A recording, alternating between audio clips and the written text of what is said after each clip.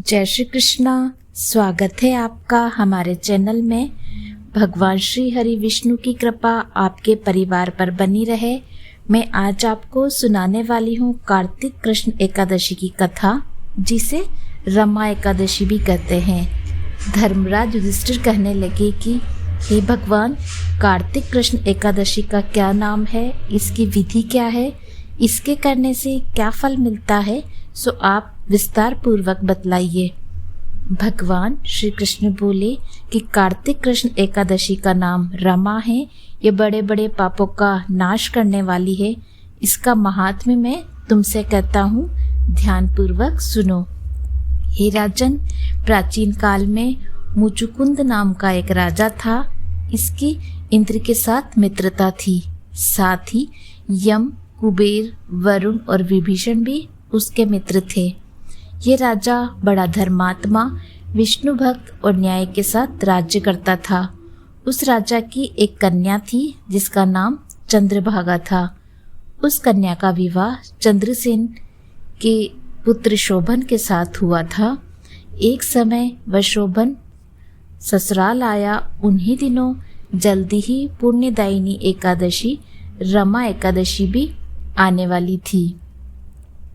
जब व्रत का दिन समीप आ गया तो चंद्रभागा के मन में अत्यंत सोच उत्पन्न हुआ कि मेरे पति अत्यंत दुर्बल है, मेरे पिता की आज्ञा अति कठोर है। दशमी को राजा ने ढोल बजवाकर सारे राज्य में यह घोषणा करवा दी कि एकादशी को भोजन नहीं करना चाहिए। ढोल की घोषणा सुनते ही शोभन को अत्यंत चिंता हुई और अपनी पत्नी से कहा, हे प्रिय, अब क्या करना चाहिए? मैं किसी भी प्रकार की भूख सहन नहीं कर सकूंगा। ऐसा उपाय बताओ जिससे मेरे प्राण भी बच सके, अन्यथा मेरे प्राण अवश्य चले जाएंगे। चंद्रभागा कहने लगी, हे स्वामी, मेरे पिता के राज्य में एकादशी के दिन कोई भी भोजन नहीं करता। हाथी, घोड़ा, ऊंट, बिल्ली, गो आदि भी तृण, अन्न, जल आदि ग्रहण नहीं कर सकते। फिर मनुष्य का तो कहना ही क्या। यदि आप भोजन करना चाहते हैं तो किसी दूसरे स्थान पर चले जाइए, क्योंकि यदि आप यहाँ रहना ही चाहते हैं तो आपको ये व्रत अवश्य करना पड़ेगा। ऐसा सुनकर शोभन कहने लगा, हे प्रिय, मैं अवश्य व्रत करूँगा। जो भाग्य में होगा वह देखा जाएगा। इस प्रकार से विचार कर शोभन ने व्रत रख लिया। वह भूख व प्यास से अत्यंत पीड़ित होने लगा। जब सूर्यनारायण अस्त हो गए और रात्रि का जागरण का समय आया तो वैष्णवों को अत्यंत हर्ष देने वाला था, परंतु शोभन के लिए अत्यंत दुखदायी हुआ। प्रातःकाल होते होते शोभन के प्राण निकल गए। तब राजा ने सुगंधित काष्ठ से उसका दाह संस्कार करवाया, परंतु चंद्रभागा ने अपने पिता की आज्ञा से अपने शरीर को दग्ध नहीं किया और शोभन की अंत्येष्टि क्रिया के बाद अपने पिता के घर में ही रहने लगी। रमा एकादशी के प्रभाव से शोभन को मंदराचल पर्वत पर धन धान्य से युक्त तथा शत्रुओं से रहित एक सुंदर देवपुर प्राप्त हुआ। वह अत्यंत सुंदर रत्न और वैदुर्य मणि जटित स्वर्ण के खंभों पर निर्मित अनेक प्रकार की स्फटिक मणियों से सुशोभित भवन में बहुमूल्य वस्त्राभूषणों तथा छत्र व चंवर से विभूषित गंधर्व और अप्सराओं से युक्त सिंहासन पर आरूढ़ ऐसा शोभायमान होता था मानो दूसरा इंद्र विराजमान हो।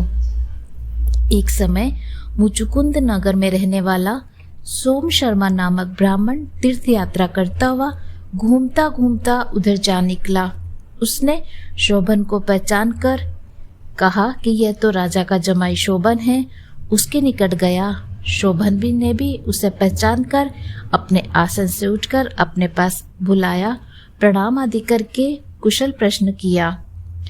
ब्राह्मण ने कहा, राजा मुचुकुंद, आपकी पत्नी कुशल से है। नगर में भी सब प्रकार से कुशल हैं, परंतु हे राजन, हमें आश्चर्य हो रहा है कि आप अपना वृत्तांत कहिए। ऐसा सुंदर नगर जो न कभी देखा न सुना, आपको कैसे प्राप्त हुआ? तब शोभन बोला कि कार्तिक कृष्ण की रमा एकादशी का व्रत करने से मुझे यह नगर प्राप्त हुआ है, परंतु यह अस्थिर है। यह स्थिर हो जाए ऐसा उपाय कीजिए। ब्राह्मण कहने लगा, हे राजन, यह स्थिर क्यों नहीं है और कैसे स्थिर हो सकता है, आप बतलाइए। फिर मैं अवश्य में ये उपाय करूँगा। मेरी इस बात को आप मिथ्या न समझिए। शोभन ने कहा, मैंने इस व्रत को श्रद्धा रहित होकर किया है, अतः यह सब कुछ अस्थिर है। यदि आप मुचुकुंद की कन्या चंद्रभागा को यह वृत्तांत कहें तो यह स्थिर हो सकता है।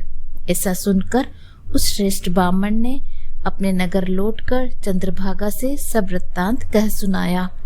ब्राह्मण की वचन सुनकर चंद्रभागा बड़ी प्रसन्नता से ब्राह्मण से कहने लगी, हे ब्राह्मण, ये सब बातें आपने प्रत्यक्ष देखी है या स्वप्न की बातें कर रहे हैं?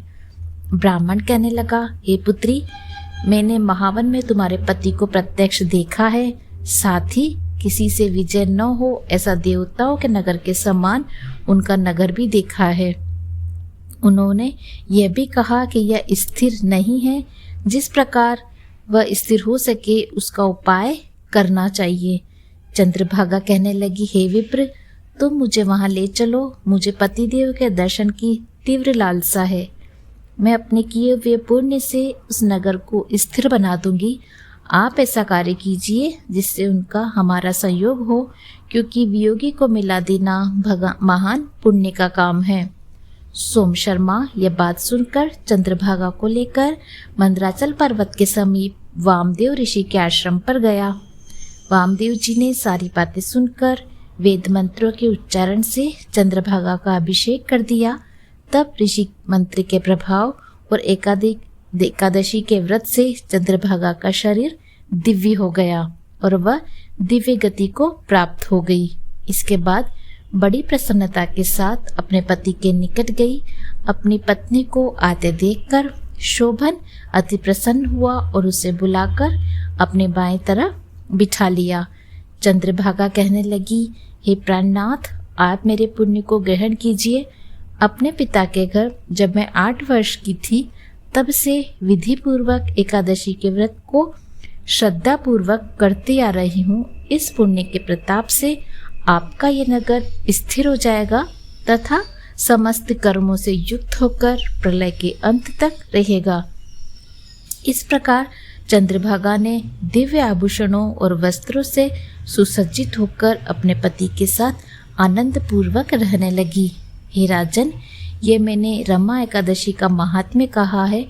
जो मनुष्य इस व्रत को करते हैं उनके ब्रह्म हत्यादि समस्त पाप नष्ट हो जाते हैं। कृष्ण पक्ष और शुक्ल पक्ष दोनों की एकादशियां समान है, इनमें कोई भेदभाव नहीं, दोनों समान फल देती है। जो मनुष्य इस महात्म्य को पढ़ते अथवा सुनते हैं वे समस्त पापों से छूटकर विष्णु लोक को प्राप्त होते हैं। उम्मीद करती हूँ ये एकादशी की कहानी आपको पसंद आई होगी। इसी तरह की अन्य कहानियाँ सुनने के लिए आप हमारे चैनल को लाइक एंड सब्सक्राइब अवश्य कीजिए। जय हरि श्री विष्णु। धन्यवाद।